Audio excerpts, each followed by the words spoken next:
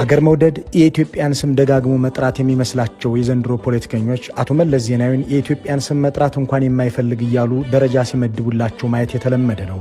እሳቸው ግን በዚያች የኢትዮጵያ አፍሪካ ህብረት መቀመጫን አትቀማም ብለው ለማስረዳት ንግግር ባደረጉባት የ5 ደቂቃ ንግግር ብቻ የሚመሯትን ኢትዮጵያን ስሟን ከ10 ጊዜ በላይ ሲያነሱ እናደምጣቸዋለን። ቁም ነገሩ የአገርን ስም ደጋግሞ መጥራት ሳይሆን ለህዝብ የሚጠቅም ስራ መስራት ነው ሲሉ የነበሩት አቶ መለስ የዲፕሎማሲውን መድረክ የአገራቸው ዋነኛ ጠላት አድርገው ለሰየሙት ድህነት መፋለሚያ የሚሆን ትጥቅ የሚገኝበት ለማድረግ በርትተው ሰርተዋል። እርዳታና ብድር እንዲገኝ፣ የውጭ ቀጥታ ኢንቨስትመንት እንዲመጣ፣ እንደ አጎዋ ያሉ ከታሪፍና ቀረጥ የነጹ የንግድ መድረኮች እንዲገኙ አድርገውበታል። የአፍሪካ ህብረት መቀመጫን ከአዲስ አበባ እንዳይወጣ ያደረጉት መለስ ዜናዊ ከ1 ዓመት በፊት የህብረቱ ስብሰባ ሲካሄድ የአቶ መለስ ስም እንዳይነሳ ምስልም እንዳይታይ ለነ ኢቲቪ ትዕዛዝ ተሰጥቶ ተፈጻሚ ሆኗል።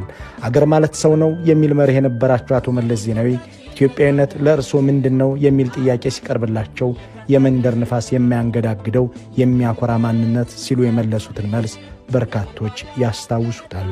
ኢትዮጵያዊነት ይህን ያህል የመንደር ንፋስ የሚያፈናቅለውና የሚበጣጥሰው ነገር አይደለም። ምክንያት አለው።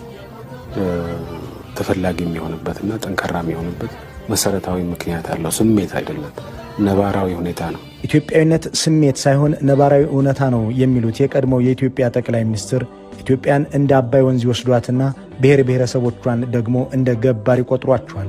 ኢትዮጵያዊነት የእነዚህ ገባሮች ድምር ውጤት መሆኑን አውስተው ኢትዮጵያ የሁሉም የሆነች በሁሉም ተሳትፎ እየሰፋች ሄደች አሁንም ሁሉም ሊያስቀጥላት የምትችልና የሚገባ ትልቅ ወንዝ ነች ይላሉ።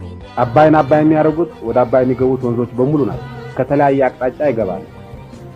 መጨረሻ ላይ ግን አባይ ይሆናል።